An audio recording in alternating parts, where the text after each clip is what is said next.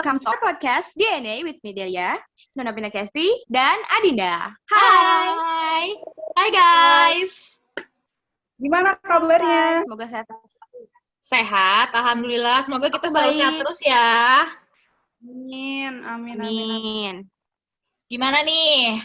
Kita kali ini bakal ngebahas tentang yang namanya quarter life crisis, di mana itu adalah masa-masa overthinkingnya remaja nih, usia-usia remaja, mulai usia yang menurut pernah gue baca, quarter life crisis itu terjadi di usia ketika mulai 23 sampai menjelang 25 tahun. Nah, di 2 tahun ini tuh bener-bener kita katanya bakal ngerasain krisis bener-bener ketakutan luar biasa akan masa depan, gimana besok kerjaan gimana, terus kuliah kita kapan kelarnya, dan paling penting yang sering dipikirin itu masalah jodoh. Ya nggak sih, Kakak Nona, Kakak Delia?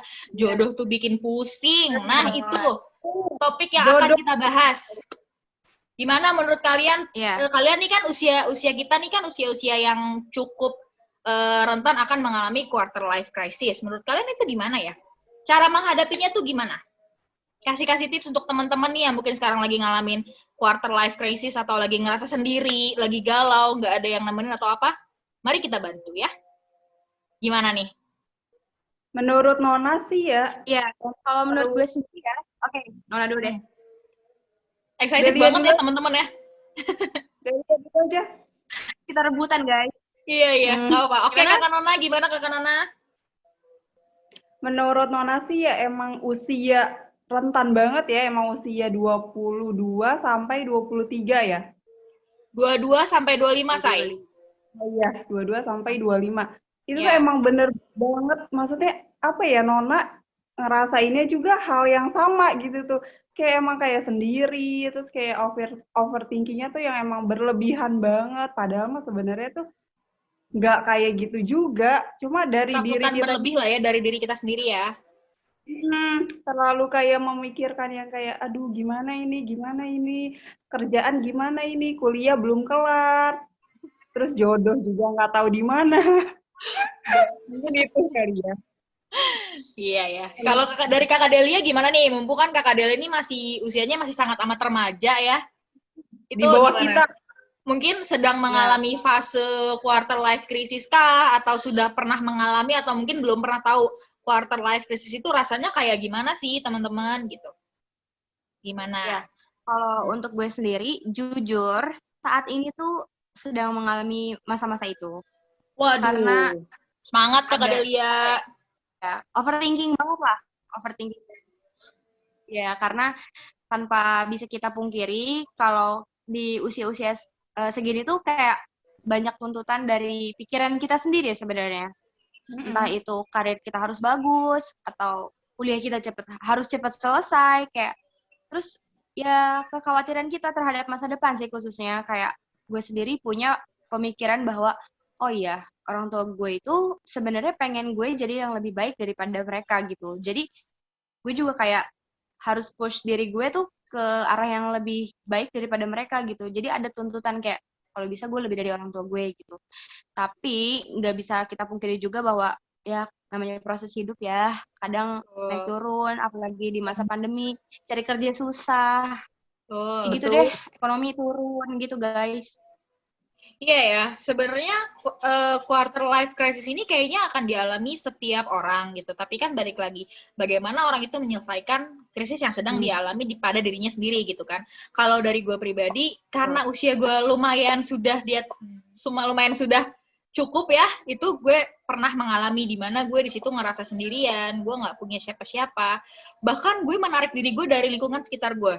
Dan itu sebenarnya mungkin di awal itu kejadiannya gue menarik diri itu gue akan ngerasa nyaman, tapi di tengah-tengah perjalanan gue ngelewatin itu akan terasa berat banget. Gue ngerasa kayak ya gue nyesel banget ya gue udah menghindari circle gue. Terus teman-teman gue yang berusaha untuk menghibur gue juga bilang jangan ganggu gue dulu karena gue lagi ngerasa pengen sendiri gitu. Itu sebenarnya rugi banget itu setelah gue pikir-pikir ya. Tapi ya itulah hidup, kita nggak bisa prediksi hidup kita seperti apa di kedepannya. Menurut gue, quarter life crisis yang pernah gue alami itu ketika gue bimbang antara melanjutkan kuliah atau tetap bekerja. Itu pilihan yang susah banget, kalian akan pilih yang mana tuh kalian bingung. Nah, sementara dengan kondisi sekarang kita tuh perempuan itu harus mandiri. Apa-apa harus bisa mengurus dirinya sendiri, bahkan urusan finansial. Itu penting banget untuk perempuan bisa bekerja, mampu bersosialisasi, melakukan komunikasi kemanapun gitu kan. Di situ gue ngerasa kayak, ya Tuhan, gue tuh harusnya gimana sih gitu. Saya tuh harusnya gimana ya? Apakah saya tetap kuliah sambil bekerja, tapi saya takut gak bisa ngebagi waktu saya gitu kan. Akhirnya dengan proses yang panjang, akhirnya diskusi dengan keluarga, gue memutuskan untuk tetap melanjutkan kuliah gue sambil bekerja. Itu kan namanya kan win-win solution dong. Pertama, kerja baik juga untuk pengalaman gue nanti ketika gue lulus kuliah. Kedua, gue kuliah dengan biaya gue sendiri, hasil kerja keras gue sendiri, banting tulang gitu kan, nyari duit buat berkuliah. Kayak gitu sih yang pernah gue alamin. Terus satu kali lagi, masa dimana paling sedih ngelihat sahabat gue itu menikah. Karena gue kemana-mana sama dia, gue selalu mikir, ya kalau misalnya temen gue diambil sama orang, nanti gue gimana, gue akan kesepian gak ya, kayak gitu sih. Tapi ternyata setelah gue melewati fase itu, oh ada hikmahnya gitu. Gue bisa menjadi orang yang lebih baik lagi, lebih percaya kalau apapun yang terjadi di hidup ini sudah diatur oleh Yang Maha Kuasa. Itu yang pernah gue alamin gitu. Kalau dari kalian sendiri gitu ya, menghadapi quarter life crisis itu, kan orang masing-masing beda cara nih. Kalau gue menarik diri gue dari lingkungan. Kalau kalian tuh gimana? Apa kalian lebih kayak enjoy, jalanin aja nih proses gitu kan? Ya ntar juga lewat lah. Atau kayak gue juga sama nih, Din. Gue narik diri gue gitu. Karena gue minder dengan lingkungan gue. Itu kalian gimana? Dari Kak Delia dulu deh. Oke. Kalau gue sendiri, untuk enjoying life, jujur gak bisa. Karena saat ini sedang ada di fase itu. Kalau udah lewat mungkin bakal bisa kayak lebih ngeliat ke belakang, oh ketawain aja gitu, karena udah lewat fasenya gitu kan. Kalau gue menghadapi quarter life crisis di hidup gue itu kayak, ya walaupun gak enjoy, di-enjoyin aja, cuma caranya itu kayak lebih ke entertain sih, kayak harus, apa ya, bisa ngehibur diri kita sendiri dengan misalnya kalau cewek-cewek nih nonton drama Korea atau Netflix misalnya, terus dengerin musik gitu kan. Ya gitu deh, terus ya mungkin salah satunya punya support system kayak pacar yang bisa nyemangatin, itu juga itu nomor satu banget sih, ngebantu banget sih supaya pikiran kita tetap jernih, tetap positif. Kadang kalau kitanya udah kayak dimana kita ngerasa diri kita tuh rendah banget ya, misalkan kalau kita karena keadaan nih kita nggak bisa berjuang misalnya, kadang orang-orang terdekat kita yang support gitu, kayak sahabat atau pacar, kayak pacar juga selalu nyemangatin, ayo kamu bisa kok gitu loh. Ya gitu, selalu belajar jadi versi terbaik kita gitu, walaupun kitanya juga sebenarnya nggak bisa sih. Kalau enjoy aja juga nggak bisa, pasti kepikiran. Itu tadi overthinking nomor 1 sih kalau udah di jam rawan gitu. Tapi ya itu, dengan cara mencari hiburan, setidaknya bisa sedikit melupakan overthinking itu. Oke, kalau dari Kakak Delia kayak gitu cara menghadapi quarter life crisis. Kalau dari Kakak Nona, gimana Kakak Nona berdasarkan pengalaman yang pernah Kakak Nona lewatin, itu Kakak Nona tuh menjalaninya gimana? Apakah narik diri dari lingkungan ataukah berusaha enjoy aja gitu? Itu gimana Kakak Nona? Kalau Nona sih sebenarnya nggak menarik diri dari lingkungan ya, karena masih kayak ada teman-teman datang gitu. Maksudnya masih kayak pada peduli juga ya. Maksudnya ada tempat curhat lah. Jadi kayak nggak begitu menarik diri. Tapi sekarang ini sih emang lagi kayak sering olahraga. Jadi kayak biar nggak stres juga. Oh, keren sekali Kakak Nona ini ya. Terus akhirnya ya udah sekali olahraganya, luar biasa. Ikhlas. Lagi belajar ikhlas. Semuanya sih. Penting banget untuk kita semua belajar ikhlas ya, teman-teman. Itu FYI. Tapi susah juga sih, Mbak. Maksudnya susah banget. Maksudnya emang butuh proses kan. Kadang kan misalnya kita ikhlas kan harus bener-bener gitu tuh. Nggak yang kayak langsung. Gue udah ikhlas itu satu tingkat lebih atas dibanding sabar. Sabar. Iya, bener. Betul. Ketika lo berusaha untuk menerima, otomatis ikhlas akan datang dengan sendirinya. Ya, Iya itu benar. pelajaran hidup yang nggak bisa kita dapat dari mana-mana kecuali pengalaman kita sendiri. Kayak tadi Kakak Nona bilang melakukan hal-hal positif seperti olahraga, sepedahan misalnya goes ya, yang kita tahu nih Kakak Nona ini rajin banget goesnya. Tiap pagi Nggak dia rajin. goes. Itu Seminggu keren banget seminggu. sih, itu keren banget. Itu suatu achievement yang menurut gue hebat banget, dia bisa mau olahraga sementara gue yang mau olahraga tuh kayak, kayak ntar aja deh gue gitu. Kayak udahlah gue nonton TV aja enak gitu, atau gue YouTubean aja, atau gue nonton Netflix gitu kan daripada gue olahraga. Padahal sebenarnya olahraga tuh penting banget loh. Dari si quarter life crisis kita bisa melupakan fase itu ketika kita melakukan hobi yang memang kita suka. Kayak Kakak Nona tadi bilang. Terus Kakak Delia juga bilang kan, cerita ke keluarga, ke support system gitu loh, yang sekitar lingkungan gitu tuh suatu hal yang baik sih. Mungkin kalau gue karena tadi gue lebih menarik diri dari lingkungan ya, jadinya gue kayak telan sendiri mentah-mentah, tapi sebenarnya itu nggak bagus sih. Kalau saran gue, ketika kalian melewati, sedang ada di tahap itu, jangan narik diri, jangan jadi kayak pesimis sama diri sendiri tuh jangan, nggak boleh banget. Bener kayak tadi Kakak Nona, sepedahan, terus Kakak Delia ngobrol sama keluarga, itu keren banget sih menurut gue. Ngobrol sama pacar. Betul, Itu. sama pacar. Pacar juga penting kalau kalian punya pacar. Itu support system nomor 2 setelah keluarga. Tapi maaf ya Kakak Nona, kalau Kakak Nona belum punya pacar, nanti kita bantu cari ya. Oke, intermezzo sedikit. Jadi gitu. Sebenarnya, quarter life crisis itu bukan suatu permasalahan yang berat. Karena bisa kita lewat. Itu kan proses ya. Semua itu kan proses kehidupan. Betul. Kehidupan itu nggak mungkin. Kehidupan kita itu nggak mungkin selalu di atas. Pasti ada kalanya kita di bawah. Quarter life crisis itu ketika kita ngerasa di bawah. Ngerasa diri kita rendah. Nggak percaya diri. Pesimis. Besok mau jadi apa nggak tahu. Minder ngeliat orang-orang udah pada punya pacar. Atau mungkin di usia 22 tahun udah menikah. Punya anak 2. Itu juga termasuk tekanan. Ya nggak sih? Ya kan? Yeah. Kenapa Kakak Delia ketawa-ketawa? Kakak Delia ada yang mau diceritain nggak kira-kira nih? Yang mau disampaikan? Kalau gue sendiri sih kayak sebenarnya nikah muda ada cita-cita kayak gitu. Cuma nggak di usia 22 tahun, nggak. Mungkin 2 tahun atau 3 tahun mendatang bisa gitu. Tapi kalau ngelihat lingkungan sekitar gue ada yang lulus SMA nikah kayak gitu kan. Sekarang udah punya anak, kayak gue tuh masih mikir sekarang karir gue gimana ya? Kedepannya gue gimana ya? Gimana caranya gue tetap bisa support suami gue dengan ya diri gue sendiri juga harus financial stable gitu.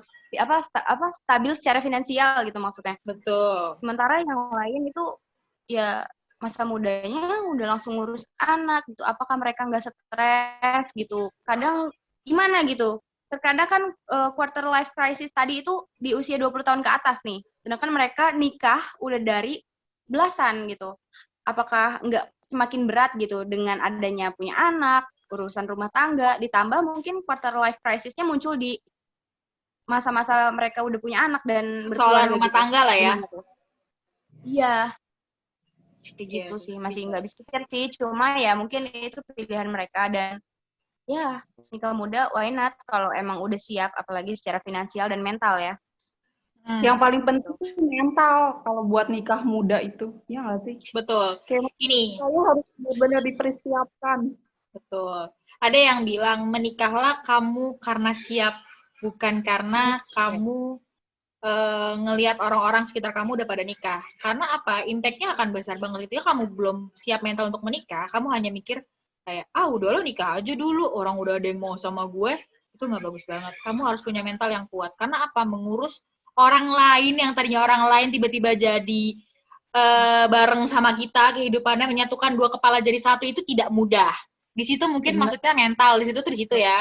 Terus harus bersosialisasi dengan keluarga pasangan, itu hal yang tidak gampang loh, tidak mudah banget loh. Ya, gue juga bukan yang berpengalaman, tapi gue denger cerita-cerita temen gue ya, kayak gitu sih, agak kesulitan, tapi ya mungkin namanya proses, balik lagi, hidup ada proses, akhirnya mereka enjoy dan mereka gak nyesel, malah kayak, buruan nikah, seru banget loh udah nikah gitu, lo kemana-mana bisa sharing cerita, bisa jalan-jalan ke mall, kalau sedih apa lo ada yang ngehibur lo, kayak gitu sih teman-teman. Gitu. Tapi ada juga nih, jadi jangan menikah buru-buru. Betul. Sendiri, apakah ada ada rencana untuk kedepannya, apakah Kak Dinda sendiri udah siap secara mental atau ya sebenarnya yang paling penting kan mental tadi kan yang dibilang. Kalau Mbak Boleh Dinda siap? dong nanya-nanya. Kalau dari gue pribadi, karena usia sudah mau agak lebih tua sedikit sih, sebenarnya secara mental gue udah siap. Tapi gue takut akan masalah yang ada di depan nanti ketika gue sudah berumah tangga. Namanya punya suami ya, kita perempuan kayak tadi Delia bilang. Persoalan itu bisa timbul ketika kita harus menjadi istri, harus ngurus anak, harus jadi wanita karir, ngurus rumah tangga. Itu tuh perempuan tuh luar biasa. Gue kagum sama perempuan di luar sana yang mereka sudah menikah, tetap bisa berkarir, bisa jaga anaknya. Gitu kan, itu gue kagum banget. Dari gue sendiri, gue sebenarnya udah siap sih mental. Jadi kayak tinggal nunggu aja. Ya balik lagi, perempuan nggak bisa memaksakan kehendak. Kita kan menunggu, ya kan? Ya kan? Bener kayak Nona kan tadi bilang, perempuan itu selalu menunggu. Bukan yang kita kayak, ayo cepetan, ayo nikah. Kamu nggak bisa maksa pasangan kamu untuk buruan nikahin kamu, sayang. Jadi gitu. Jadi ya emang harus benar-benar siap dari sisi perempuan dan laki-lakinya juga. Kalau gue sama pasangan gue sih siap sih sebenarnya. Tinggal menunggu tanggal gongnya jadi pukul, baru gue ntar nyebar undangan, gitu. Tahun ini. Iya. Tahun ini. Oh, amin. Nggak tahu sih gimana rencana Allah aja, karena kan apapun yang terjadi sudah diatur ya, kita tinggal ngejalanin aja. Gue juga nggak mau maksain, takutnya nanti gue malah kayak mental gue malah jadi down gitu loh. Takutnya malah jadi stres ke diri sendiri. Gitu. Anyway, seru banget ya pembahasan kita ya. Ngomong-ngomong, tadi udah ngebahas masalah pernikahan, masalah quarter life crisis, terus masalah tips-tips menjalani quarter life crisis itu kayak gimana. Itu tuh seru banget loh ngebahas kayak gini tuh. Nggak akan ada habisnya deh kayaknya. Bakalan seru terus deh. Bener. Akan menjadi topik menarik kayaknya. Karena relate banget. Iya kan? Sebenarnya ini masih bisa nih, masih bisa kita kembangin. Bisa banget. Ya. Masih mau curhat soalnya. Gimana Kakak Nona? Kakak Nona agak-agak kayaknya koneksinya ada yang kurang stabil ya, jadi agak-agak ke skip sedikit videonya. Gimana? Iya, misalnya. Iya, Kakak Nona apakah sudah siap secara mental untuk menikah? Nah, itu dia tuh pertanyaannya. Pamungkas bener pertanyaannya Kakak Delia. Kalau Nona sih belum ya. Sudah bondong. Mental, belum apa, finansial juga apalagi belum bekerja, terus kayak belum apa ya belum siap aja lah, ngurus diri sendiri aja masih nggak benar gitu, gimana mengurus orang lain gitu. Betul. Terus kayak masih takut juga sih kalau maksudnya, ya intinya sih emang belum siap ya, maksudnya belum siap pernikahan tuh gimana gitu, pernikahan muda lah, maksudnya di usia yang muda kayaknya belum ya, tapi ya iya sih. Jodoh ya kita nggak tahu jodoh, tiba-tiba nanti Kakak Nona tiba-tiba nyebar undangan Kakak Delia ke kita, gimana tuh kan. Kita doakan yang terbaik ya untuk pernikahan kita masing-masing, semoga nanti kita mendapatkan jodoh yang terbaik, yang seiman, yang bisa membimbing kita ke arah yang lebih baik lagi gitu. Seru ya ngebahas kayak gini nih, kayaknya gak bakalan cukup 20 menit atau 30 atau 1 jam deh. Kayaknya bisa berjam-jam kita bakal ngobrol sih. Tapi saran dari gue pribadi, karena kita masih kuliah dan alhamdulillah kita sudah mau sampai ke semester akhir, kita harus bertanggung jawab pada keluarga kita, memenuhi tanggung jawab kita dulu untuk lulus kuliah. Kalau misalnya di tengah jalan bisa dapat kerjaan, alhamdulillah, tapi jangan lupa tetap fokus dengan kuliahnya, tetap semangat, apalagi lagi pandemi kayak gini ya, pasti kalian akan sering rasa bosen, nggak bisa keluar rumah, ya bisa sih keluar rumah, tapi kan terbatas, tetap harus nyabarin dan nyenengin diri sendiri sih, lakuin hal sekecil apapun yang bikin kalian senang. Gitu. Dari Kakak Delia, ada tips nggak nih, menjalankan hari-hari ketika sedang merasakan quarter life crisis itu gimana tuh? Apa yang biasa Kakak Delia lakuin? Sebenarnya, ya kalau dari gue sendiri sebenarnya paling penting itu menanamkan rasa percaya diri, karena namanya quarter life crisis, pasti kita jadi ngerasa rendah diri terus kan, pesimis Betul. gitu sama hidup ke depannya gimana. Terus motivasi harus kita tingkatkan lagi, terus berpikir positif sih paling utama, karena ya gitu, overthinking itu emang nggak akan pernah ada habisnya ketika, apalagi jam-jam rawan tuh tengah malam, udah deh, itu udah pasti Orang udah pada kelar hidup lo tidur, kalau kita galau gitu iya, ya. bisa sampai pagi gitu kan. Terus Iya. itu yang paling penting banget. sibukin diri sendiri sama hobi, dan itu menghibur diri sendiri sama hobi, dan apapun lah hobi lo, kayak nonton, nyanyi, kayak TikTokan boleh loh, iya gitu, Boleh banget. ekspresikan diri lo aja deh. Memanfaatkan sosial media yang sedang in ya akhir-akhir ini ya. Iya, betul. Ya. Kalau dari Kakak Nona, selain olahraga, apa yang Kakak Nona akan lakuin ketika Kakak Nona sedang ada di fase life crisis? Cara menjalaninya gimana? Boleh kasih tahu teman-teman supaya teman-teman ada bayangan nih, apa yang akan gue lakuin gitu, supaya gue nggak galau terus. Menurut Nona sih sebenarnya harus apa ya, melakukan segala sesuatu tuh sekecil mungkin yang bisa bermanfaat. Sambil kita tuh kayak pasti kan overthinking tuh. Jadinya kalau misalnya Iya. kita fokus ke yang lainnya tuh pasti kan akan dengan sendirinya lupa.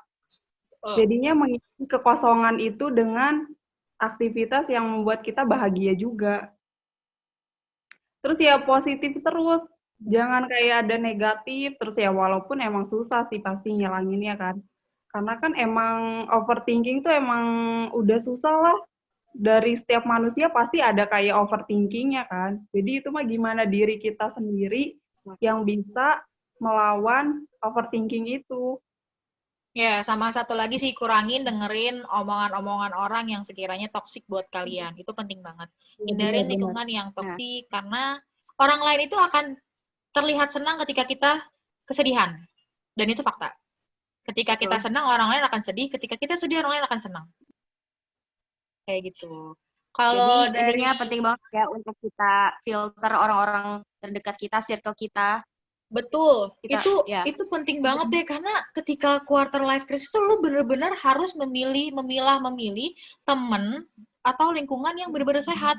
Karena kalau misalnya lo nggak milih lingkungannya sehat, lo ada di lingkungan toksik, lo akan makin sulit ngelewatinnya, gitu. Lo mungkin kalau main keluar nongkrong ngopi, tuh pikiran nggak bakalan kemana-mana tuh kayak happy. Tapi ketika lo sampai rumah sendiri, lo pasti akan sedih banget. Tapi giliran lo sedih, temen lo nggak ada yang nemenin lo. Yah, itu kan kayak ya ampun, gue makin sendiri banget gitu. Kok kayak gue kasihan banget sama diri gue gitu. Bener-bener kayak gitu. Ya, terus sekarang kan langkah kita lagi terbatas nih gara-gara pandemi kan. Sebagai generasi penerus bangsa, kayak iklan ya gue ya. Generasi penerus bangsa, tips buat teman-teman yang di luar sana yang mungkin lagi kebingungan menjalani kesehariannya di tengah pandemi, ada nggak tips-tips dari Kakak Nona dan Kakak Delia? Kalau dari Nona sih ya udah itu. Siapa dulu nih? Kakak Nona dulu boleh? Iya, excited banget ya kita sampai ngomong itu kayak cacis gitu. Ya ampun, seru ya. Kita tuh berlomba, guys. Iya, seru ya. Kalau dari tetap olahraga, harus olahraga. Bangun pagi. Number one. Terus apa ya, positif aja deh. Terus jalanin aja deh apa yang emang kamu maksudnya sekarang lagi dilakukan, ya jalanin aja. Udah sih gitu dong. Jadi kayak udahlah, hajar aja dulu lah, urusan nanti belakangan. Yang penting kita selalu punya pikiran positif ya, jangan negatif. Itu dari Kakak Nona. Kalau dari Kakak Delia gimana nih? Kakak Delia yang lumayan aktif menggunakan sosial media TikTok ya. Saya lihat-lihat kontennya itu luar biasa sekali Kakak Delia. Saya jadi kayak gue pengen belajar TikTok tapi gue nggak bisa gitu. Gue nggak sepede itu main TikTok, guys. Gimana nih dari Kakak Delia? Iya, kalau menurut gue sendiri sih kayak harus tetap sehat pikirannya kan, dengan salah satunya dengan cara mengekspresikan diri kalian. Nah, itu di sosmed, ya maksudnya tetap pada batasan tertentu lah. Seperti ya, mungkin kalau misalkan zaman sekarang nih, anak muda banyak banget yang profesinya jadi content creator. Siapa tahu kalian ada minat ke situ, coba aja. Betul, itu prospeknya lagi bagus-bagusnya ya, Kak, sekarang itu. Betul. Itu ya. Kalau dari gue sendiri, ya tetap berkreasi dengan memanfaatkan platform yang ada. Kayak kita nih sekarang, kita tetap bisa ngobrol seru-seruan bareng, ngobrolin semua tentang kehidupan melalui Zoom, aplikasi loh. Tapi kita tetap bisa ngobrol sekomunikatif ini kita kan, gara-gara ketolong sama ada platform ini gitu kan. Terus menjalani hari-hari di masa pandemi sekarang, tetap jaga kesehatan, minum vitamin, banyak minum air putih, kurangin bergaul sama orang-orang yang sekiranya bikin pikiran kita nggak enak, karena ketika pikiran kita kurang sehat, nanti imun kita akan turun, akan mudah terkena si virus ini, gitu kan. Terus kalau keluar rumah jangan lupa tetap prokesnya dijalanin, jangan bosan pakai masker selama pandemi ada. Terus kalau misalnya emang nggak urgent-urgent banget keluar rumah, ya kita di rumah aja dulu. Tetap di rumah, tetap bisa kok kita seru-seruan di rumah kayak sekarang. Kita jaraknya jauh-jauh, tapi kita tetap bisa seru-seruan ya. Cibubur, Pandeglang, Serang. Mantap Iya, kan? Jakarta, Serang, Banten. Itu jauh Pandeglang. loh. Pandeglang, ya kan? Iya. Tapi kita tetap bisa seru-seruan. Aduh, nggak terasa banget nih, waktunya udah mau habis. Tuh kan, nggak berasa kan kalau ngomongin kehidupan Udah kan? ya guys. Iya deh. Gitu ya guys, pokoknya tetap sehat Iya. kalian semua yang ada di sini dan di luar sana, tetap jaga prokesnya. Jangan bosan-bosan cuci tangan pakai sabun atau pakai hand sanitizer. Terus habis itu kurangin deh nongkrong-nongkrong kongko kalau nggak penting-penting amat, takutnya memunculkan klaster-klaster baru. Mari bantu pemerintah untuk mengurangi angka pertambahan COVID-19 ya teman-teman. Sampai ketemu di kesempatan berikutnya. Semoga apa yang kita share kali ini bisa bermanfaat untuk teman-teman di luar sana ya. Sampai ketemu lagi Kakak Nona, Kakak Delia. Terima kasih untuk waktunya. Dah.